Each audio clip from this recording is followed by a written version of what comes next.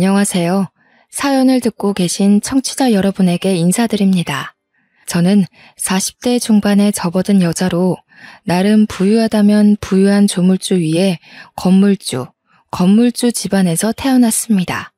대대손손 물려받은 땅은 예전엔 별 쓸모없는 모래밭 땅이었다고 해요. 발전에 발전을 거듭한 그 땅이 지금의 신사동이 되었고 그 자리에 건물을 한두 채 올려 월세를 받기 시작하여 불을 쌓았고 지금은 건물만 6개를 보유하게 되었습니다. 물론 제 명의의 건물이라기보단 저희 아버지께서 물려받으신 건물이고 아마 제가 외동딸이니 저한테 그 건물이 오지 않을까 예상만 하고 있네요. 죽기 진전에 처분하셔서 사회에 환원하셔도 아버지의 뜻이니까 그러려니 하고 따를 테지만요. 사설이 조금 길었죠.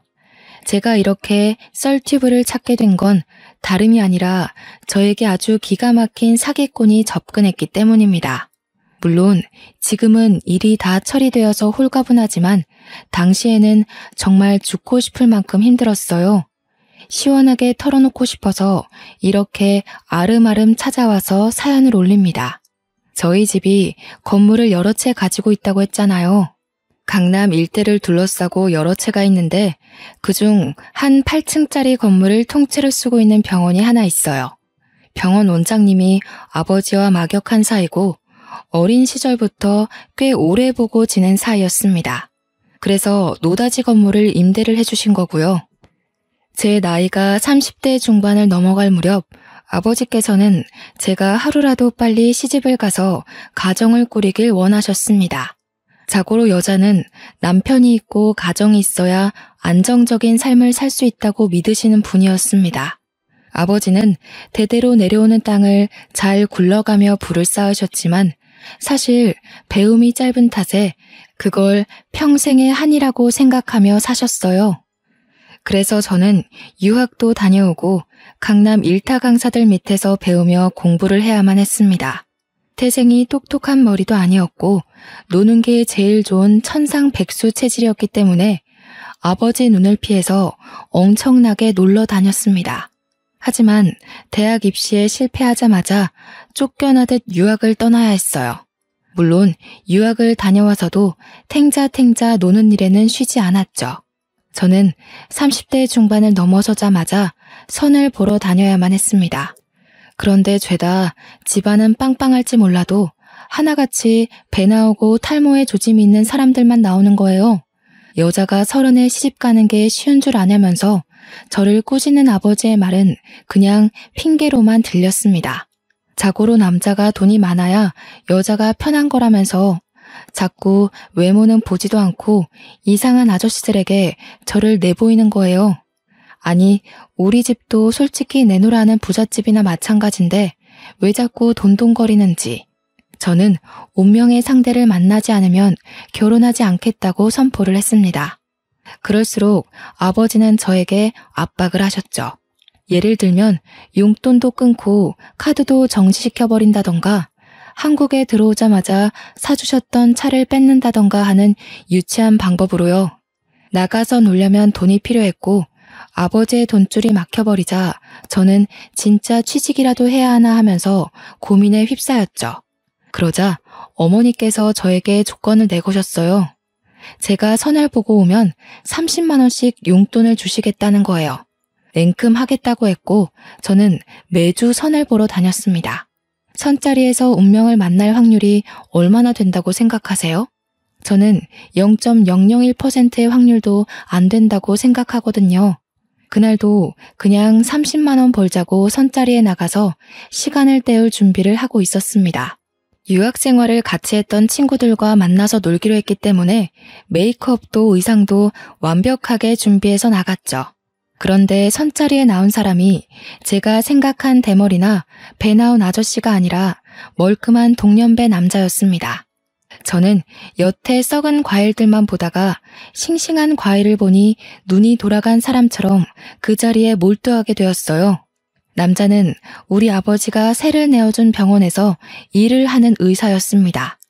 중매쟁이를 통해서 만나게 된 인연치고는 얽힌 것들이 많은 사람이었고 대화도 꽤 잘 통했습니다. 서로 가치관도 잘 맞는 것 같았고 사람이 매너도 있고 유머도 있더라고요. 저는 단박에 그 사람에게 빠져들게 되었고 친구들과의 약속도 잊은 채 밥도 먹고 커피도 마시게 되었죠. 어차피 해야 할 결혼이라면 한 살이라도 젊고 멀끔한 남자와 해야 하는 게 맞지 않겠어요? 선자리를 통해 알게 된 사람이기에 조건도 따질 필요가 없겠다고 생각을 했던 거였죠. 그래서 3번 딱 더 만나보고 집에 통보를 했습니다. 지금 만나는 사람과 결혼을 하겠다고 말이죠. 당연히 의사라는 직업이 우리 아버지를 사로잡았고 어머니께서도 쏙 마음에 들어 하셨습니다. 상견례를 하고 식장을 잡고 웨딩 촬영을 하는 데에도 아무런 문제가 없었습니다. 단지 결혼식장에서 일어난 작은 소란만 빼고요. 신부 대기실에서 잔뜩 긴장한 채 입장만 기다리고 있는데 친구들이 바깥에 작은 소란이 생겼다는 거예요. 너무나도 궁금해서 몰래 나가보니 시부모가 웬 여자랑 이야기를 하고 있더라고요. 뭔가 복잡해 보이긴 했지만 큰 소란은 아니었던 터라 궁금하기만 했죠. 하지만 그 여자는 금방 돌아갔고 결혼식은 시작이 되었습니다. 저는 모든 일정이 끝난 뒤 시모에게 물어보았어요. 아까 결혼식장에 찾아왔던 그 여자는 누구냐고요. 시모가 흠칫하더니 봤냐고 속이 시끄러워서 비밀로 하려고 했는데 솔직하게 털어놓는다면서 먼 친척이라고 하더라고요. 친척이면 축하해주러 온 거 아니냐. 왜 금방 갔냐고 하니까 사실 시모가 그 집에 돈을 빌린 적이 있었대요. 5천만 원 정도를 빌렸었는데 남편 의대 보내느라 어쩔 수 없이 진 빚이었다고. 근데 아직 남편이 일을 시작한 지 얼마 안 되어서 못 갚았다고요. 그 사정을 듣고 났는데 제가 어떻게 모른 척을 할 수 있겠어요. 그래서 부모님께 바로 말씀을 드렸죠. 그러니 아버지께서도 경사가 있는 날 그림자가 지면 안 된다고 시모에게 바로 5천만 원을 갚아주시겠다고 했어요. 시모는 눈물을 글썽거리면서 이렇게 좋은 사돈이 있어서 행복하다고 앞으로 사위 많이 아껴달라면서 인사를 하더라고요. 아버지는 통 크게 예단비 추가로 드린 거라 생각하면 된다고 의사 사위 생겨서 좋다고 덕담을 아끼지 않았습니다. 그렇게 작게 일어난 소란은 소리 소문 없이 조용해졌습니다. 남편이 저보다 3살이 많았거든요. 저는 36살이고 남편은 39살이라 그런지 이상하게도 아이가 바로 찾아오질 않았어요. 피임을 따로 하지 않았음에도 불구하고 아이가 바로 생기지 않으니 저희 집에서 보약이며 병원이며 막 끌고 다니기 시작했어요. 저는 결혼한 지 이제 고작 3개월밖에 되지 않았는데 신혼을 좀 즐기면 안 되겠냐고 했지만 아버지께서는 더 늙어서 아이를 가지면 위험하다는 입장을 고수하셨습니다. 결국 병원에 가서 난임 검사를 받게 되었고 나이가 있기 때문에 시험관을 해보는 게 어떠냐는 권유를 받게 되었습니다. 정부에서 지원도 나오고 생각보다 시험관 시술을 하는 사람들이 많다고 하더라고요. 그래서 냉큼 알겠다 하고 시험관을 2번 정도 시도를 했는데 와, 저는 그게 그렇게 아픈 건지 몰랐어요. 때가 되면 주사를 맞고 난자도 채취하고 너무 배가 땡기고 아파서 겁부터 나더라고요. 그래서 딱 2번 시도하고 그냥 애가 생기지 않으면 애 키우지 말자 선언을 해버렸죠. 남편도 저의 계획에 당연히 동의를 해주었습니다. 그런데 시간이 흐를수록 시험관을 더 시도해서라도 아이를 가져야 하는 걸까 고민이 들기 시작했어요. 아버지께서 하루라도 빨리 결혼을 시켜서 애부터 보게 했어야 하는 건데 하시고 어머니는 계속 저한테 언제 병원 가냐고 물어보시고 시부모도 내색은 안 하지만 하루빨리 손주 키우는 재미를 보고 싶다고 하시고 은근히 남편도 아이를 보면 눈을 잘 못 떼더라고요. 그래서 시험관을 더 시도해보자고 하긴 했는데 그 아픔이 너무 싫은 거예요. 제가 계속 갈팡질팡하고 있으니 남편이 넌지시 저한테 묻더라고요. 아이를 입양해서 키우는 건 어떠냐고 물어보았어요. 처음에는 솔직히 말도 안 되는 소리라고 절대 싫다고 거절부터 했습니다. 남편은 저의 뜻을 존중한다면서 그 뒤로 말은 안 했지만 자꾸 저한테 입양 관련된 영상들을 보여주는 거예요. 막 인간극장 같은 데에서 입양할 하루 이런 거 나오면 틀어놓고 괜히 저보고 같이 보자고 하고, 유튜브 같은 데나 커뮤니티 같은 곳에 입양에 관련된 컨텐츠가 올라오면 저한테 링크를 보내서 같이 보자고 하고, 내 자식도 아닌데 어떻게 내 자식처럼 키울 수 있겠냐고 거절하던 저는 뽀얗고 귀여운, 하지만 부모에게 버려진 신생아들을 보면서 마음이 아파지기 시작했습니다. 점차 마음이 기울고 있었어요. 저희 집에도 은근히 이야기를 했는데 처음에는 절대로 안 된다고, 내 핏줄을 봐야 한다고 우기시던 부모님도 버려진 아이들 베이비박스 이런 영상들을 보시고는 마음이 좀 기우시더라고요. 저한테 좋은 입양기관은 알아봤냐고 넌지시 물어보시기도 하고요. 하지만 저의 마음이 정확하게 정해지지 않은 상태여서 저도 뜨뜨미지근하게 지내왔어요. 나의 인생에 꼭 아이가 필요할까 싶기도 하고, 입양을 했는데 아이가 저와 성향이 맞지 않으면 어떻게 하겠어요? 하지만 남편은 계속해서 저를 설득하기 시작했습니다. 차라리 대놓고 설득을 하면 반발심이라도 생겨서 절대 싫다고 말이라도 하겠는데, 은근히 불쌍한 아이들을 돕는 거다 라는 식으로 말을 하니까 매몰차게 거절도 못하겠더라고요. 저는 점점 남편의 말에 설득되기 시작했고, 완전 신생아부터 입양해서 키우면 우리 자식처럼 키울 수 있을 것 같다는 말에 넘어가게 되었습니다. 마지막 선택은 제가 하는 거라면서 남편이 저에게 오롯이 모든 결정을 맡기겠다고 했어요. 시부모에게도 은근히 물어봤는데 마음으로 낳은 자식도 다 자기 자식이라고 하더군요. 결국 저는 6개월 정도 고민을 하게 되었고, 고민 끝에 아이를 입양하기로 했습니다. 그때부터 부랴부랴 입양기관을 알아보기 시작했는데 도통 눈에 들어오는 곳이 없었습니다. 물론 아이를 골라서 입양하는 건 아니지만 그래도 평생을 함께하고 내 자식처럼 키울 아이인데 정확한 절차를 거쳐서 아이를 입양하고 싶었습니다. 그렇게 여러 기관을 둘러보는 도중 남편이 입양기관 하나를 추천받았다면서 이야기를 해주었어요. 시스템도 꽤 잘 돌아가고 있는 것 같고 추후에 친부모를 찾을 수 있게 추적이 가능하다고 하더군요. 아이가 원할 경우에는 친부모를 만나게 해주고 싶다는 생각도 했기 때문에 저는 남편이 추천해준 기관에서 입양을 하기로 마음을 먹었습니다. 남편은 저에게 마지막으로 한 번 더 고민을 해보라고 했고 결심이 선 저는 입양을 하겠다고 했어요. 더 이상은 물을 수 없다는 걸 저도 잘 알고 결정한 일이었습니다. 결혼한 지 1년이 채 안 돼서 저희 부부는 아이를 입양했습니다. 여러 신생아들이 누워있는 방 안에서 저희가 입양할 아이를 딱 마주하는 순간 이상하게도 눈물이 흐르더라고요. 저 아이가 이제 나의 아이구나 하는 마음이 들면서 가슴 한구석이 몽글몽글한 게 피어오르는데 정말 벅차오름이 느껴졌다고나 할까요? 제 호적에 올라갈 아이니까 정말 예쁘게 좋은 것만 보여주면서 한평생을 함께하겠다고 다짐을 했습니다. 남편도 저에게 이 아이를 만난 게 우리의 행운이길 바란다고 말해주었어요. 여자아이임에도 불구하고 짙은 눈썹에 한쪽만 살짝 지어진 쌍꺼풀이 저희 남편의 얼굴과 너무나도 닮았기에 더 정이 갔습니다. 처음에는 신생아가 아니라 3, 4살 정도 되는 아이를 입양할까 고민도 하긴 했어요. 아이들이 나이가 차도록 입양이 되지 않으면 평생 보육원 신세를 지게 되는 경우도 있다고 하더라고요.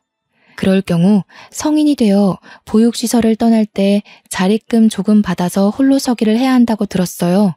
저는 그런 아이들에게 든든한 울타리가 되어도 좋겠구나 싶어서 다 큰 아이를 입양할까도 고민했었거든요. 하지만 남편이 저에게 신중하게 이야기를 하더라고요. 이미 자란 아이들은 사고방식이 자리를 잡았을지도 모르니 살면서 부딪힐 일이 많을지도 모른다고요. 저는 아이 키우는 일에 면역이 전혀 없는 사람이니까 남편 말을 신뢰하게 되었어요. 아무래도 의사니까 어린 아이들도 많이 보고 가족 단위의 환자들을 많이 보니까요. 게다가 저보다 훨씬 똑똑한 사람이니 어련히 알아서 잘할까 싶기도 했습니다.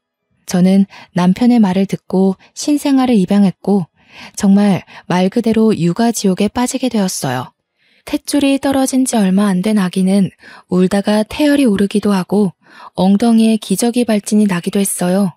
울다가 분수처럼 분유를 토해냈을 때는 정말 119라도 불러야 하나 싶었는데 다행히 남편이 의사라 괜찮다고 저를 안심시켜 주었습니다. 트림을 제대로 하지 못하면 그렇게 분수토를 할 수 있다고 하더군요. 저는 은근히 육아에 척척박사인 남편 덕에 어려움 없이 아이를 키울 수 있을 줄 알았지만 그것 또한 제 착각이었고요. 아이가 어찌나 잠을 자지 않던지 등 센서라고 하던가요? 내려놓으면 울고 내려놓으면 잠에 깨고 하루 종일 먹고 자고 싸는 것밖에 하지 않는 아기가 왜 이리 까다로운 건지 애를 낳은 것도 아닌데 산후 우울증이 올 것 같은 기분이 들었습니다. 제가 너무 힘들어하니까 부모님께서 저에게 베이비시터를 구해주셨어요. 돈이야 넘쳐나니까 우리 딸 몸 축나지 않게 쉬엄쉬엄 육아하라는 깊은 뜻이었습니다. 저는 아이를 전문적으로 돌봐주시는 베이비시터가 오고 나서야 한숨 돌릴 수 있었습니다. 그렇게 50일이 지나고 예방접종도 시작하고 아이가 눈을 맞춰오기 시작하니 정말 너무 이뻐 죽겠더라고요. 100일이 지나서는 잠도 잘 자고 이쁜 짓을 하기 시작하는데 정말 내 배로 낳은 아이도 아닌데 이렇게 예쁠 수가 있나 싶었습니다. 그렇게 200일, 300일이 지나고 아이의 돌잔치 날이 다가왔어요. 입양하지만 누구보다 성대하게 첫 생일 잔치를 해주고 싶은 마음에 국내에게 가장 유명한 호텔 돌잔치 코스를 예약했습니다. 남편이 일하는 병원 직원들부터 시작해서 제 유학 시절 친구들까지 정말 하나하나 손수 초대장을 돌려 불러 모았습니다. 정갈한 분위기 속에서 아이의 생일을 축하해주기 위해 몇백 명의 손님이 모였죠. 그렇게 돌잔치가 시작되고 웃음이 마를 일 없이 신나는 분위기 속에서 돌잡이가 시작되었습니다. 저는 내심 아이가 건강하고 무탈하기만을 바랬던지라 명주실 같은 걸 잡으면 좋겠다고 생각했는데 남편은 은근 욕심이 있었나 봐요. 아이의 손이 청진기와 판사봉 사이에서 갈팡질팡하니 계속 뚫어져라 청진기만 보더라고요. 본인이 의사니까 아이도 의사가 되었으면 하는구나 싶었습니다. 그렇게 고민하던 딸이 청진기를 번쩍 들었고 주위에서 환호성이 막 터졌습니다. 아이가 아빠 닮아서 의사가 되려고 청진기를 잡았네. 의사 아빠의 의사 딸이 태어났네. 축하한다. 하는 소리가 막 들려왔어요. 저는 우리 딸을 꼭 안고서 얼굴에 뽀뽀를 했습니다. 미리 아기가 속도 깊은지 엄마 아빠 보라고 당당하게 청진기를 잡아들었구나 싶어서요. 짙은 눈썹에 한쪽만 지어진 쌍꺼풀까지. 지 아빠 판박이인데 청진기까지 집어드니 돌잔치 분위기가 엄청나게 과열이 되었습니다. 남편도 얼마나 좋아하던지 누가 보면 자기가 낳은 자식인 줄 알겠더라니까요. 이렇게 행복할 거 왜 입양을 오랜 시간 고민했는지 그 고민하던 시간을 되돌리고 싶을 정도였어요. 아이 하나로 우리 가족은 더욱 끈끈해졌고 더욱 서로를 이해하고 배려하고 사랑하게 되었습니다. 다름 아닌 이 작은 아이가 해낸 거였죠. 날이 갈수록 아빠를 닮아가는 것 같다는 주위의 말에 남편은 껄껄 웃으면서 자기가 더 많이 사랑해줘서 아이가 자기를 닮는 거라고 하더라고요. 평소에 남편이 아이에게 정말 잘하긴 하거든요. 퇴근하고 와서 피곤해도 꼭 아이와 눈을 맞추고 아직 말도 못 알아듣는 아기에게 하루 종일 있었던 일을 조잘조잘 떠들기도 하고요.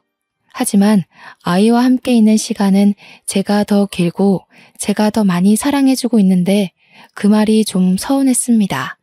제가 옆구리를 쿡 찌르자 남편은 아이의 눈동자도 입술 모양도 저를 쏙 빼닮았다고 이야기를 해줬어요. 그 이야기를 듣고 보니 정말 저랑 닮은 것 같이 보이더라고요. 그렇게 돌잔치를 끝내고 아이는 잔병치레 하나 없이 정말 건강하게 하루하루를 보내고 있었습니다. 1년이 지나고 2년이 더 지나고 아이가 4살이 될 때까지 정말 예쁘게 컸습니다. 다른 아이들처럼 말을 듣지 않고 떼를 쓰거나 하는 일도 없이 정말 얌전하게 자랐어요. 밖에 나가서도 소란을 일으키지 않고 앉은 자리에서 우는 법이 없어서 주위에서도 칭찬이 자자했습니다. 오죽하면 다른 엄마들이 저에게 와서 교육의 비법이 뭐냐고 자기네 아이들은 밥 먹으라 하면 사방팔방 뛰어다녀서 곤란하다고 했어요.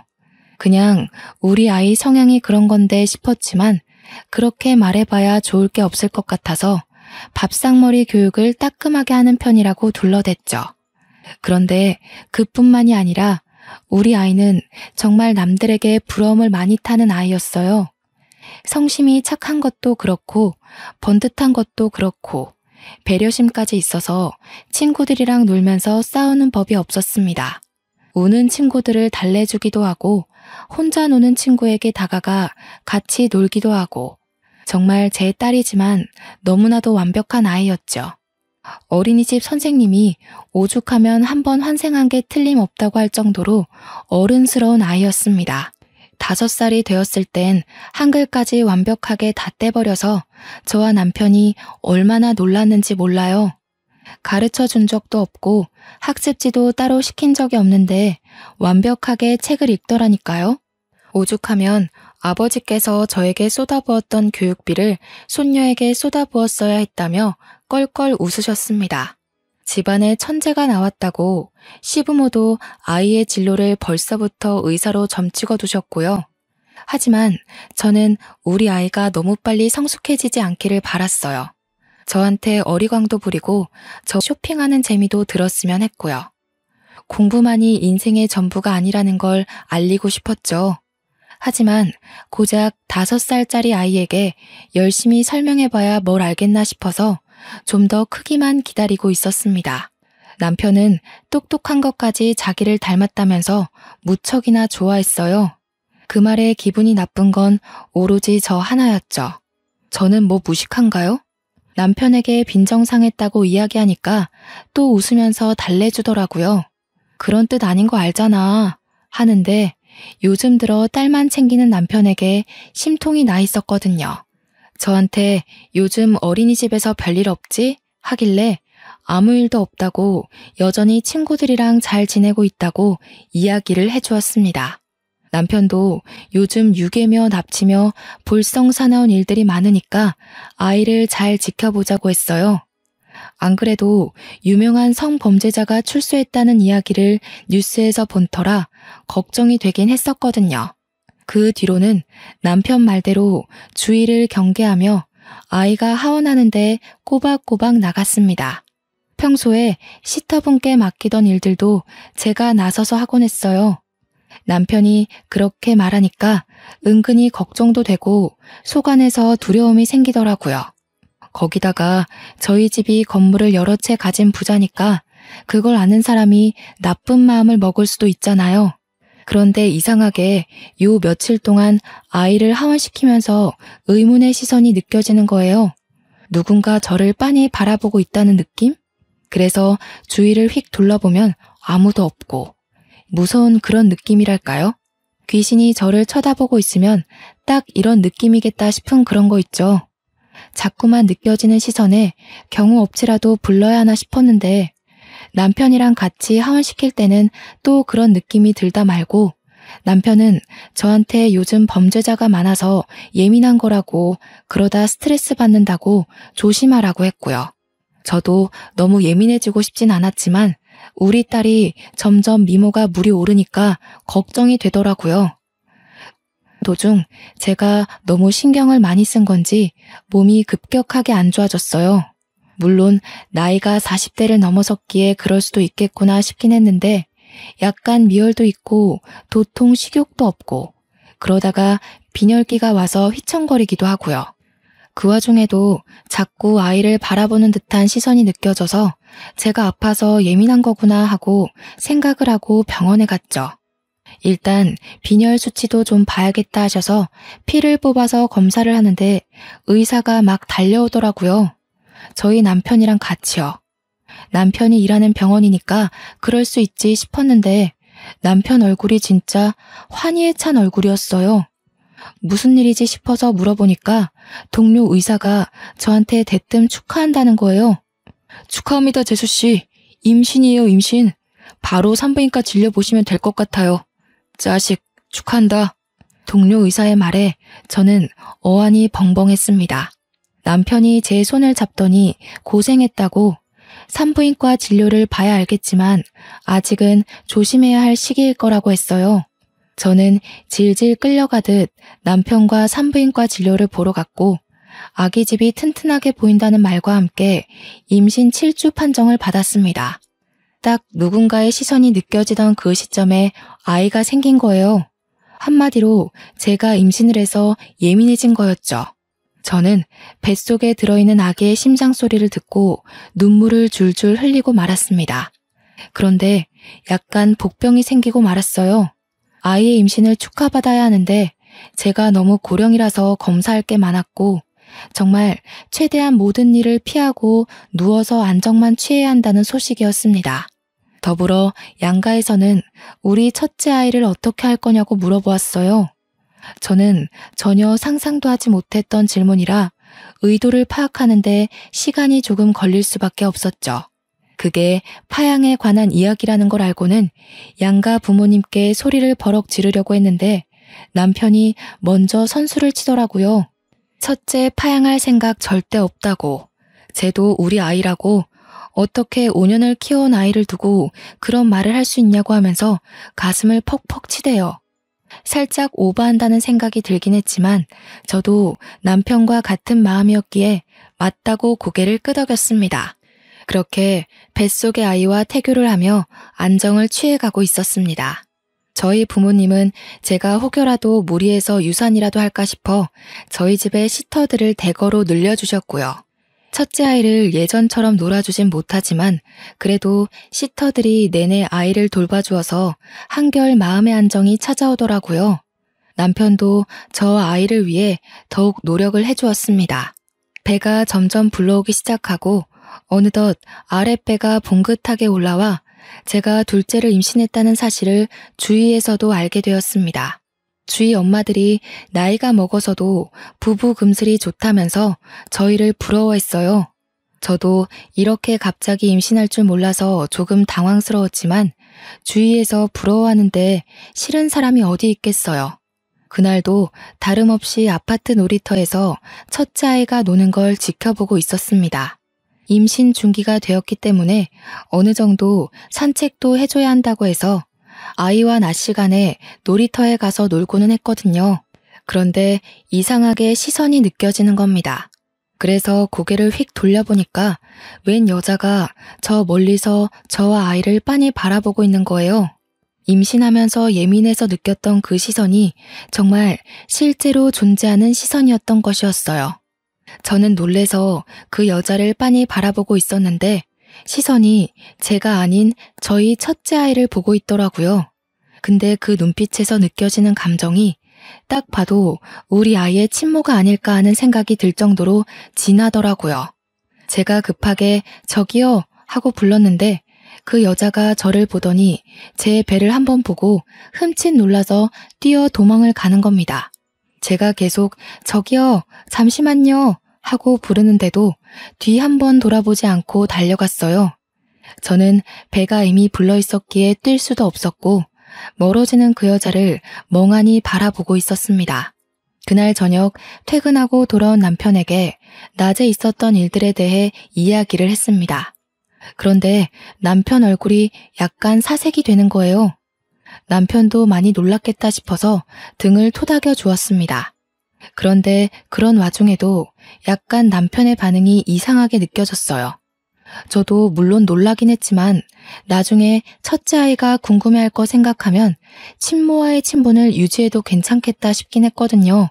그런데 남편의 반응이 이상하고 또 갑자기 문득 떠오르는 그 친모로 추정되는 여자의 얼굴이 이상하게 낯이 익은 거예요. 하지만 제가 아무리 의심해봐야 당장 나올 만한 다른 무언가가 없으니 그냥 잠을 잤습니다. 남편은 입을 꾹 다문 채로 말을 아꼈고요. 그런데 다음 날에도 같은 자리에서 그 여자가 우리 첫째 아이가 놀이터에서 놀고 있는 걸 지켜보고 있었습니다. 저는 너 누구야? 누군데 우리 애를 자꾸 훔쳐보는 거야? 하고 세게 나갔습니다. 그러자 저를 확 째려보면서 아무 말도 안 하고 또 사라지는 거예요. 찝찝한 마음을 잔뜩 안고 아이를 데리고 집으로 돌아왔습니다. 그런데 그날 저녁에 모르는 번호로 문자가 들어오더라고요. 언제까지 그 아이가 네 아이일 것 같아? 반쪽짜리 아이 데리고 살면서 행복하니? 저는 이게 무슨 소리인가 싶었습니다. 반쪽짜리 애를 데리고 산다는 게 무슨 의미인지 도통 이해가 가질 않아서 남편에게 문자를 보여주었습니다. 이런 문자가 도착했는데 무슨 뜻인지 모르겠다고 알고 있냐고요. 남편이 문자를 보더니 갑자기 그 미친년이? 이러면서 씩씩거리는 게 아니겠어요. 그러면서 저한테도 당장 그 번호도 차단하고 문자도 지워버리래요. 남편의 그런 반응이 더욱 수상해서 알겠다고 대답은 하고 차단도 지우지도 않았습니다. 그리고는 그 번호로 답장을 보냈어요. 반쪽짜리 애라는 게 무슨 소리냐고. 정확하게 말을 해달라고 하니 저에게 빠른 답장이 왔습니다. 궁금하면 남편이랑 아이랑 유전자 검사를 해보라는 답장이요. 저는 밤새 한숨도 잠을 잘 수가 없었습니다. 반쪽짜리 애라는 게 제 피는 섞이지 않았지만 남편의 피는 섞였다는 이야기인가 싶어 잠이 도통 오질 않더라고요. 저는 밤을 꼴딱 새우고 아침에 출근하는 남편을 배웅하고 남편의 칫솔과 아이의 머리카락, 침을 면봉에 묻혀서 그대로 유전자 검사를 맡겼습니다. 결과가 나오기까지 일주일 동안 정말 밥도 못 먹고 검사 결과만 기다렸습니다. 그런데 너무나도 충격적이게도 친자일치가 뜨는 겁니다. 그러니까 우리의 첫째 아이는 남편이 밖에서 낳은 아이였어요. 저는 충격에 배가 당겨오기 시작했고 그대로 쓰러지고 말았습니다. 저를 발견한 시터 아주머니께서 119를 불러 저를 병원으로 이송시켰어요. 정신을 차리니 병원에 누워있고 남편이고 시부모고 친정 부모님이고 다 병실에 와 계시더라고요. 저는 충격으로 눈물만 줄줄 흘리면서 배를 더듬어 보았습니다. 그러자 어머니께서 저에게 아이는 멀쩡하니까 안심해도 된다고 도대체 갑자기 왜 쓰러진 거냐고 묻더라고요. 무슨 일이라도 생긴 건 아닌지 무척이나 걱정이 된다면서 제 손을 꼭 잡은 남편이 저에게 검사를 좀 해보자고 했어요. 저는 그 손을 냉정하게 뿌리쳤습니다. 네가 무슨 낯짝으로 내 손을 잡고 나를 위하는 척하는 거야? 저의 날선 반응에 남편도 시부모도 저희 부모님조차 당황해서 아무 말도 하지 못하고 있었습니다. 남편은 순간 문자 메시지가 생각이라도 났는지 저한테 그 번호 차단 안 했냐고 물어보더라고요. 저는 콧방귀를 뀌면서 떨리는 가슴을 진정시키고 남편에게 완전 난리를 치기 시작했어요. 내가 반쪽짜리 애라는 말에 놀라서 유전자 검사를 해봤어.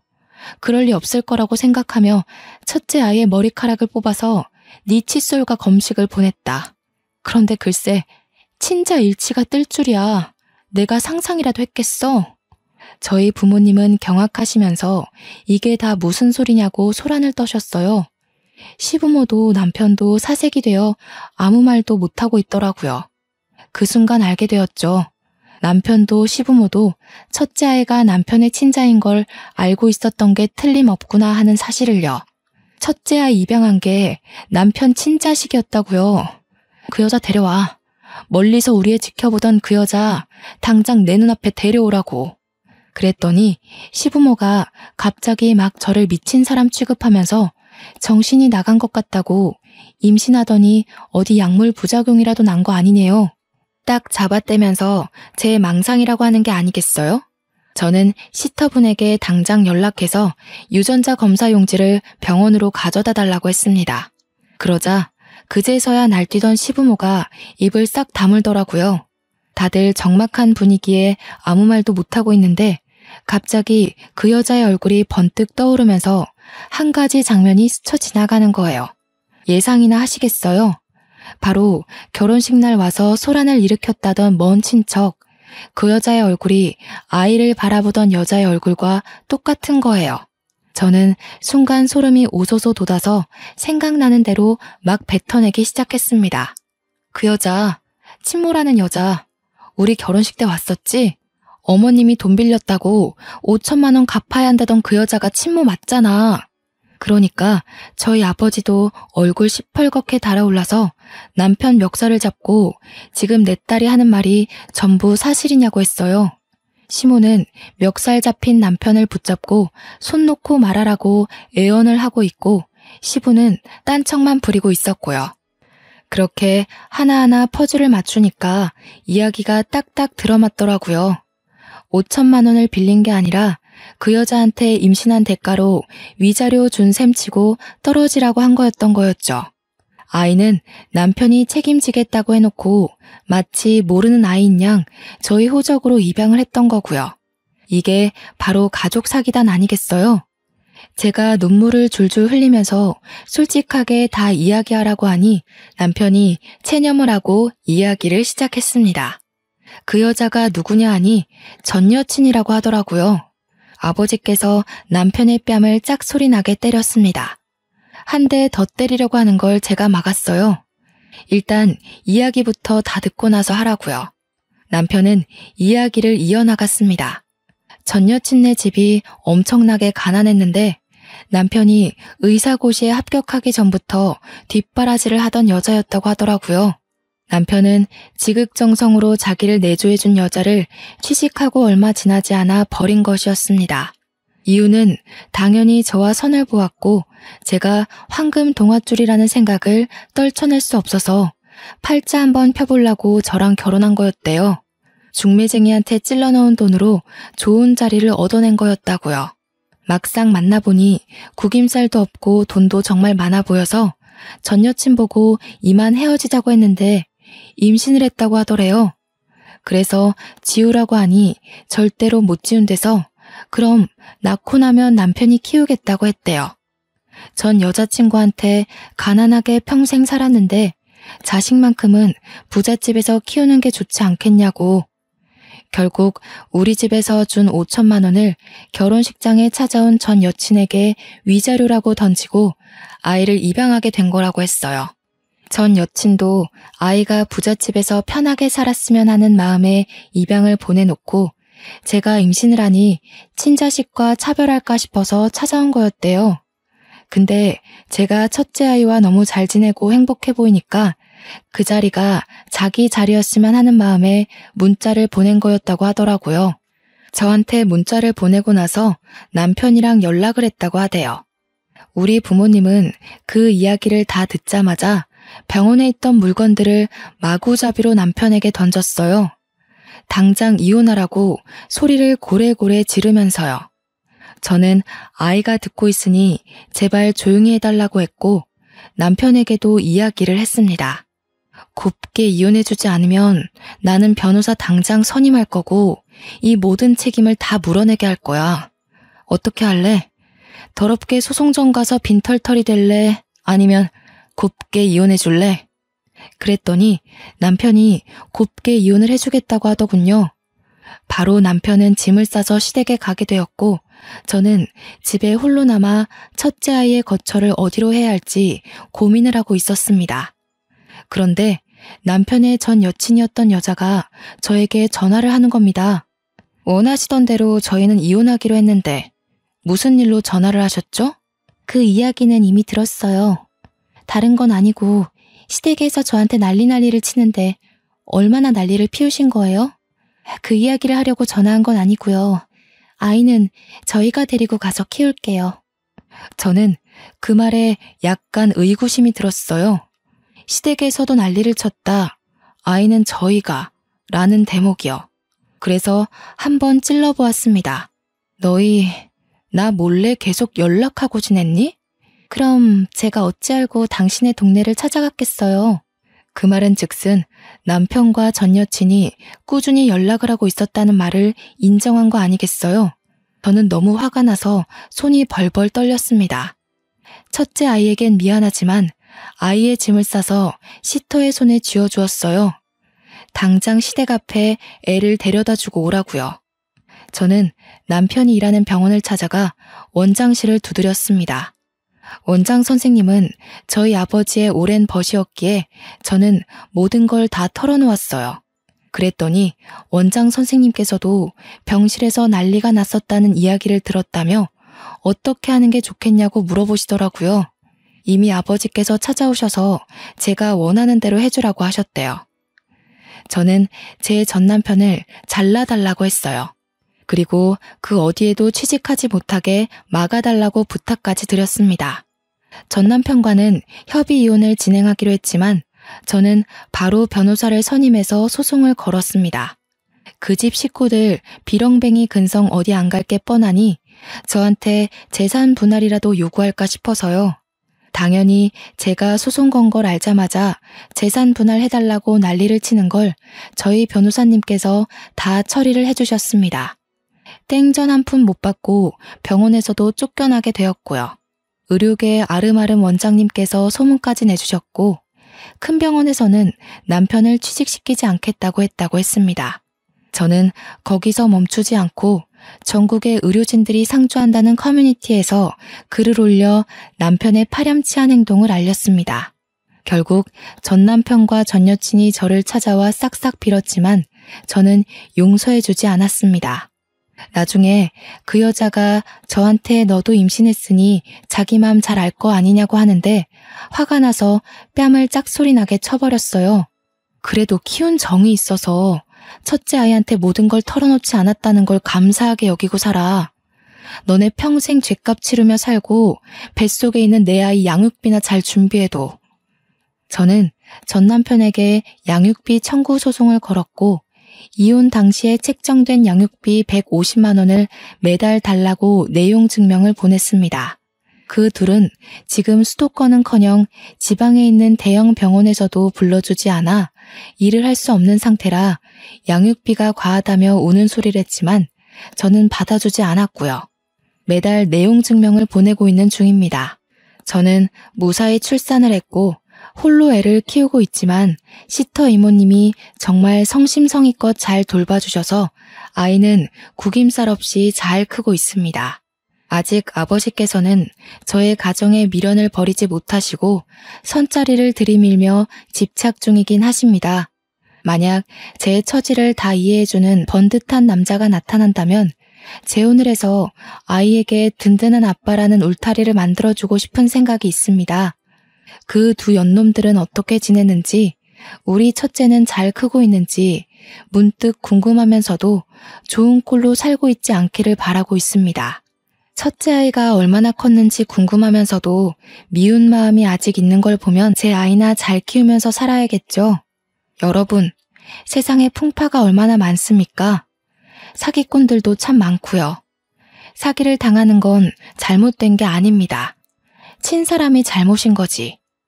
하지만 결론적으로 인과응보, 돌려받게 되어 있다는 걸 다시 한번 깨닫게 되었습니다. 평안한 하루 보내시고 항상 힘을 내며 살아가도록 해요, 우리. 제 이야기를 들어주셔서 복 받으실 거예요. 감사합니다.